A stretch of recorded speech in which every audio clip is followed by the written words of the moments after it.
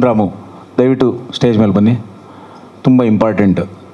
ಡಮಾಲ್ ಡಿಮಿಲ್ ಒಂದು ಕೆಲಸ ಮಾಡಿ ಸೈಲೆಂಟಾಗಿ ಎಲ್ಲೋ ಹಿಂದೆ ಇದ್ದಾರೆ ನೋಡಿ. ಸಾಫ್ಟ್ವೇರ್ ಇಂಜಿನಿಯರ್ ಥರ ಬ್ಯಾಗ್ ಹಿಡ್ಕೊಂಡೆಲ್ಲ ಬಂದಿದ್ದಾರೆ. ಇಲ್ಲಿ ಮಾತ್ರ ಸಾಫ್ಟ್ವೇರ್ ಇಂಜಿನಿಯರ್ ಅಲ್ಲ. ಬನ್ನಿ ಸರ್. ಯಾರು ಇವರಾ?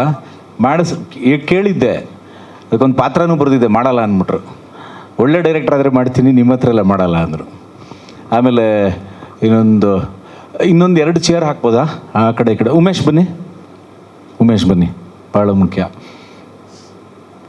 ಆಮೇಲೆ ನಮ್ಮ ಪಾಮು ಆ್ಯಂಡ್ ಕುಲ್ದೀಪ್ ಇಬ್ಬರು ಬನ್ನಿ. ಸೊ ಹಾಗೆ ಸಮಯ ಇದ್ದರೆ ಇನ್ನೊಂದಿಬ್ಬರನ್ನ ನಾನು ಆ್ಯಡ್ ಮಾಡ್ತಾ ಹೋಗ್ತೀನಿ, ಯಾಕಂದರೆ ಎಲ್ಲರ ಸಮಯ ಭಾಳ ಮುಖ್ಯ ಆಗಿರೋದ್ರಿಂದ. ಹೇಳಿದ್ನಲ್ಲ ಆಗಲೇ, ಪೆಟ್ರೋಲ್ ರೇಟ್ ಜಾಸ್ತಿ ಆಗಿದೆ, ಅಷ್ಟೆಲ್ಲ ಆದರೂ ಕೂಡ ನೀವು ಬೇರೆ ಒಂದು ಪ್ರೆಸ್ ಮೀಟ್ ಮುಗಿಸ್ಕೊಂಡು ಇಲ್ಲಿಗೆ ಬಂದಿದ್ದೀರಾ ಅಂದರೆ ಇದು ತಮಾಷೆ ಅಲ್ಲ. ಸುಮ್ಮನೆ ಯಾರು ಒಂದು ಪ್ರೆಸ್ ಮೀಟಿಗೆ ಬರೋಲ್ಲ. ಇವತ್ತು ಈ ಡಿಜಿಟಲ್ ಯುಗದಲ್ಲಿ ಎಲ್ಲನೂ ಅಲ್ಲಲ್ಲಿಗೆ ಅವೈಲಬಲ್ ಆಗಿರೋಂಥ ಸಂದರ್ಭದಲ್ಲಿ ಈ ಥರ ಒಂದು 10 ಜನರನ್ನ ನೀವು ಯಾತಕ್ಕೋಸ್ಕರ ಕೂತು ಕೇಳಬೇಕು ಹೇಳಿ? ಅದಕ್ಕೇನಾದರೂ ಒಂದು ರೀಸನ್ ಇರಬೇಕಲ್ವಾ? ಆ ರೀಸನ್ ಇದೆಯಾ ಇಲ್ವಾ ಅಂತ ಚೆಕ್ ಮಾಡ್ಕೊಳ್ಳೋದಕ್ಕೆ ನಮ್ಗೆ 1.5 ವರ್ಷ ಟೈಮ್ ಆಯಿತು. ಏನು ಮಾಡ್ತಾ ಇರ್ತೀವಿ ಅಂದರೆ, ಇವಾಗ ಸಿಂಪಲ್ ನಾನೊಂದು 2-3 ವಿಚಾರ ಹೇಳ್ತೀನಿ. ಫಸ್ಟ್ ಆಫ್ ಆಲ್, ಈ ಪ್ರೆಸ್ ಮೀಟ್ ಮಾಡಬೇಕಾ ಬೇಡವಾ ಅನ್ನೋದು ಒಂದು ದೊಡ್ಡ ಡೌಟ್ ಇತ್ತು ನನಗೆ. ಏನಕ್ಕೆ ಪ್ರೆಸ್ ಮೀಟ್ ಮಾಡ್ತೀವಿ? ಇಲ್ಲಿವರೆಗೂ ಏನು ದಬಾಕಿದ್ದೀವಿ ಅಂತ ಪ್ರೆಸ್ ಮೀಟ್ ಮಾಡ್ತೀವಿ. ನಿಮಗಾದರೂ ಪ್ರೆಸ್ ಮೀಟಿಗೆ ಬರೋದಕ್ಕೆ ಏನು ಇಂಟ್ರೆಸ್ಟ್ ಇರುತ್ತೆ? ಈ ಎಲ್ಲ ಪ್ರಶ್ನೆಗಳು ನನಗಿದ್ದೇ ಇರುತ್ತೆ.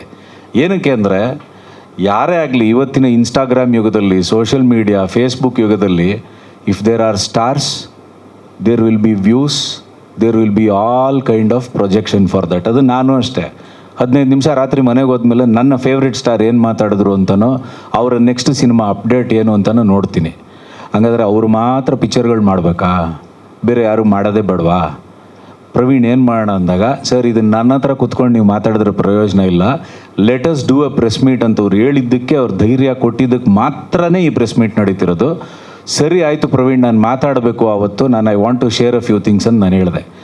ಸಾಮಾನ್ಯವಾಗಿ ನಾವೆಲ್ಲರೂ ಒಂದು ಸಿನಿಮಾ ಪ್ರೆಸ್ ಮೀಟಲ್ಲಿ, ನಾನು ಒಂದು 5-6 ಸಿನಿಮಾಗಳ ಪ್ರೆಸ್ ಮೀಟ್ ನಾನು ಅಟೆಂಡ್ ಮಾಡೋದ್ರ ಬಿಟ್ಟು ನಾನು ಯಾವತ್ತೂ ಆ ಥರ ಮಾತಾಡಿಲ್ಲ.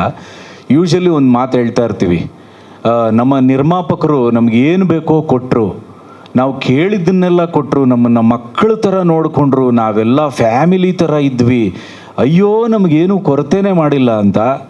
ನಮ್ಮ ತಾಯಣೆಗೂ ಈ ಸಿನಿಮಾದಲ್ಲಿ ಅದೇನೂ ಆಗಿಲ್ಲ. ಯಾಕೆಂದರೆ ನಮ್ಮ ಸಿನಿಮಾದಲ್ಲಿ ನಿರ್ಮಾಪಕರೇ ಇರಲಿಲ್ಲ. ಇದು ಬರೀ ಒಂದು ಟೆಕ್ನಿಷಿಯನ್ಗಳ ಸಂತೆ. ನಮ್ಮ ಕುಲ್ದೀಪ್ ಅವ್ರು ಹೇಳ್ದಂಗೆ ಹಸಿವಿರೋ ಆರ್ಟಿಸ್ಟ್ಗಳ ಸಂತೆ. ಇಲ್ಲಿ ಯಾರೋ ಒಬ್ಬರು ಅವ್ರ ಜೇಬಿಂದ ದುಡ್ಡು ಹಾಕಿದ್ರೇ ಸಿನಿಮಾ ಮಾಡ್ತೀನಿ ಅನ್ನೋ ಔದಾರ್ಯಕ್ಕೋ ಅಥವಾ ಸಿನಿಮಾ ಇಂಡಸ್ಟ್ರಿನಲ್ಲಿ ನಾವು ನಮ್ಮನ್ನು ಶೋಕೇಸ್ ಮಾಡ್ಕೋಬೇಕು ಅನ್ನೋ ಉಪಚಾರಕ್ಕೋ ಮಾಡಿರೋ ಸಿನಿಮಾ ಇದಲ್ಲ. ನನಗೆ ಯಾವಾಗಲೂ ಕಾಡ್ತಾ ಇರೋದು, ಇಲ್ಲಿರೋಂಥ 4 ಜನ ಆ್ಯಕ್ಟರ್ಗಳು ಇದಕ್ಕೆ ಬರೀ ಒಂದು ರೆಫರೆನ್ಸ್ ಪಾಯಿಂಟ್ ಆಗಿ ಇಲ್ಲಿ ಕೂರಿಸಿದ್ದೀನಿ ಅಷ್ಟೇ. ಎಲ್ಲರೂ ಕೂತ್ಕೊಂಡ್ರೆ ದೊಡ್ಡ ಇದಾಗತ್ತೆ ಅನ್ನೋ ಕಾರಣಕ್ಕೆ. ಸರ್, ಕುಲ್ದೀಪ್ ನಾನೊಂದು 20 ವರ್ಷದಿಂದ ನೋಡಿದ್ದೀನಿ, ಎಷ್ಟೋ ಸಿನಿಮಾಗಳಲ್ಲಿ ನೋಡಿದ್ದೀನಿ, ನನ್ನ ಜೊತೆ ಸೀರಿಯಲಲ್ಲಿ ಆ್ಯಕ್ಟ್ ಮಾಡಿದ್ದಾರೆ. ನನಗೆ ಯಾವಾಗಲೂ ಅನಿಸುತ್ತೆ ಎಂಥ ಅದ್ಭುತ ನಟ ಅಂತ. ಆದರೆ ನನಗೆ, ನಮ್ಮ ಮನೆಯವ್ರಿಗೆ, 4 ಜನಕ್ಕೆ, ನಮ್ಮ ಫ್ರೆಂಡ್ಸು, ನಮ್ಮ ಏರಿಯಾನಲ್ಲಿ ಟೀ ಕುಡಿದ್ರೆ ಅದು ಅನ್ನಿಸ್ಬಿಟ್ರೆ ಸಾಲದು. ಸೊ ಇವಾಗ ಕುಲ್ದೀಪ್ ಏನು ಮಾಡ್ತಾರೆ, ಹೆಂಗೆ ಅವ್ರು ಸಿನಿಮಾದಲ್ಲಿ ಆ್ಯಕ್ಟ್ ಮಾಡ್ತಾರೆ? Is an actor. ಅವ್ರಿಗೇನಿರುತ್ತೆ, ಯಾರೋ ಒಬ್ಬರು ನಿರ್ದೇಶಕರ ಹತ್ರ ಹೋಗ್ತಾರೆ, ಅವ್ರಿಗೊಂದು ಫೋಟೋ ಕೊಡ್ತಾರೆ, ಅಥವಾ ನಾನೊಂದು ಸಿನಿಮಾ ಮಾಡ್ತೀನಿ ಸರ್, ಇದರಲ್ಲಿ ನನಗೊಂದು ಚಾನ್ಸ್ ಕೊಡಿ ಅಂತಾರೆ. ನಿರ್ಮಾಪಕರು ಒಪ್ಪಬೇಕು, ನಿರ್ದೇಶಕ ಏನಕ್ಕೆ ಒಪ್ತಾರೆ ಸರ್? ಕುಲ್ದೀಪ್ ಅವ್ರನ್ನ ಹಾಕೊಳ್ಳೋದಕ್ಕೆ ಏನಕ್ಕೆ ಒಪ್ತಾರೆ ಯಾರಾದರೂ? ಇವತ್ತು ಒಪ್ಪಲ್ಲ ಸರ್. ಯಾವ್ಯಾವ ಸಿನಿಮಾದಲ್ಲಿ ಮಾಡಿದ್ದಾರೆ, ಇವರಿಂದ ಏನೇನು ಹಿಟ್ಗಳು ಬಂದಿದೆ, ಇವ್ರ ಮಾರ್ಕೆಟ್ ವ್ಯಾಲ್ಯೂ ಏನು ಅಂತ ನೋಡಿಕೊಂಡು ಅವ್ರ ಬಜೆಟ್ಗೆ ತೂಗಿದ್ರೆ ಮಾತ್ರನೇ ಅವ್ರಿಗೆ ಸಿನಿಮಾ ಸಿಗುತ್ತೆ. ಆಮೇಲೆ ಅವ್ರಿಗೆ ಸಿಗೋ ಸಿನಿಮಾದಲ್ಲಿ ಹೆಂಗಿರುತ್ತೆ ಅಂದರೆ, ಅವ್ರು ಇದೀನೋ ಇಲ್ವೋ ಅಂತ ಥಿಯೇಟ್ರಿಗೆ ಹೋಗಿ ನೋಡೋವರೆಗೂ ಗೊತ್ತಿರಲ್ಲ ವೆದರ್ ಹೀ ಇಸ್ ದೇರ್ ಅಂತ. But does that mean that he does not have talent? ಇಲ್ಲ, ನನಗೆ ಗೊತ್ತು ಅವ್ರ ಟ್ಯಾಲೆಂಟ್ ಏನು ಅಂತ ಈ ಪಿಕ್ಚರಲ್ಲಿ ನೋಡ್ತೀರಾ, ದಟ್ಸ್ ಆಲ್. ಸೊ ಇದೇ ಥರ ಅದು ಕುಲ್ದೀಪ್ ಆಗಿರ್ಬೋದು. ಇನ್ನೊಂದು ಈ ಹುಡುಗನ ಬಗ್ಗೆ ಹೇಳ್ತೀನಿ. ಮಜ್ಜಿಗೆ ಅಂತ ಒಂದು ಪಾತ್ರ ಮಾಡಿದ್ದಾರೆ, ರಾಘವ್ ರಾಮ್ ಅಂತ. ಈ ಸಿನಿಮಾಗೆ one of the producers also. ಇವ್ರ ಏಜ್ 28 ವರ್ಷ. ಯಾವುದು ಯೂಶಲಿ ಅಂದರೆ ಉತ್ತರ ಕರ್ನಾಟಕದಿಂದ ಬಂದಿದ್ದಾರೆ, ಬೆಂಗಳೂರಲ್ಲಿ ಒಂದು 10-15 ವರ್ಷ ಆಗಿದೆ, ಸೆಟ್ಲ್ ಆಗಿದ್ದಾರೆ. ಎಲ್ಲೋ ಅಲ್ಲಿಂದ ಏನೋ ದುಡ್ಡು ಸಿಕ್ಬಿಡ್ತು, ತೊಗೊಂಬಂದ್ಬಿಟ್ಟು ಇಲ್ಲಿ ಪಿಕ್ಚರ್ ಮಾಡ್ಬಿಡ್ತೀನಿ ಅನ್ನೋ ಥರ ಬಂದವರಲ್ಲ. ಎಷ್ಟು ಕ್ಲಾರಿಟಿ ಇದೆ ಅಂದರೆ, ಸರ್ ನನಗೆ ಆ್ಯಕ್ಟಿಂಗ್ ಬರುತ್ತೆ ಸರ್, ನಾನು ಯಾವುದೋ ಒಂದು 4-5 ಸಿನಿಮಾಗಳಲ್ಲಿ ಅಲ್ಲಲ್ಲಿ ಕಾಣಿಸ್ಕೊಂಡಿದ್ದೀನಿ ಸರ್. ಆದರೆ ನಾನು ಹೆಂಗೆ ಹೋಗ್ಬಿಟ್ಟು ಒಬ್ಬ ಪ್ರೊಡ್ಯೂಸರ್ಗೆ, ಒಬ್ಬ ಡೈರೆಕ್ಟರ್ಗೆ ಹೇಳಿ ಸರ್ ನಾನು ಹಾಕ್ಕೊಂಡೊಂದು ಸೀನ್ ಬರೀರಿ, ನಾನು ಹಾಕ್ಕೊಂಡೊಂದು ಸಿನಿಮಾ ಹೋಗಲ್ಲೇ ಅಂತಾರೆ. ಏನಕ್ಕೆ ಅಂದರೆ, ಈ ಫೇಸ್ಗಿರೋ ವ್ಯಾಲ್ಯೂ ಅಲ್ಲ, ಅಥವಾ ಈ ಟ್ಯಾಲೆಂಟ್ ಅನ್ನೋದಲ್ಲ, ಅವರು ಏನು ಮಾಡಿದ್ದಾರೆ ಅನ್ನೋದ್ರ ಮೇಲೆ ನಮ್ಮ ಸಿನಿಮಾ ಇಂಡಸ್ಟ್ರಿಗಳಲ್ಲಿ ಚಾನ್ಸ್ ಸಿಗುತ್ತೆ. ಇವತ್ತು ಇದೇ ಥರ ನಮ್ಮ ಮ್ಯೂಸಿಕ್ ಡೈರೆಕ್ಟರ್ ಅರ್ಜುನ್ ರಾಮು ನನ್ನ ಹುಲಿರಾಯ ಸಿನಿಮಾಗೆ ಸ್ಟೇಟ್ ಅವಾರ್ಡ್ ಬಂದಂಥವ್ರು. ನಮ್ಮ ಯಾರು ತೇಜಸ್ವಿ ಹರಿದಾಸ್ಗೆ ವಲಸೆ ಬಂದವರೇ ಅನ್ನೋ ಹಾಡಿಗೆ he got A state award. ನಾನು ಇವ್ರಿಗೆ ಹೇಳಿದ್ದೆ, ಗುರು ಅದೊಂದು ಸಿನಿಮಾದ ವಲಸೆ ಬಂದವರೇ ಹಾಡು, ಆಮೇಲೆ ಹೇ ಹುಡುಗಿ ಹಾಡು ಅದೆಷ್ಟೋ ವ್ಯೂಸ್ ಹೋಗಿ ಗಣೇಶ್ ಕಾರಂತ್ ಹಾಡಿದ ಹಾಡು, it became A super hit ಆ ಟೈಮ್ಗೆ 2018-19. But public memory is very short ಅಂತೀವಲ್ಲ. ಇವತ್ತು ಅರ್ಜುನ್ ರಾಮು ಅಂದರೆ ಮತ್ತೆ ಕರೆಕ್ಟ್ ಅದೇ ಹುಲಿರಾಯ ಮಾಡಿದ್ರಲ್ಲ, ಹೌದಲ್ಲ, ಕರೆಕ್ಟ್ ಚೆನ್ನಾಗಿತ್ತು ಅಂತಾರೆ. ಮಧ್ಯದಲ್ಲಿ ರಕ್ಷಿತ್ ಶೆಟ್ಟಿ ಅವ್ರದ್ದು ಒಂದು ಸಿನಿಮಾ ಬ್ಯಾಚುಲರ್ ಪಾರ್ಟಿ ಅಂತ ಮಾಡಿದ್ರು.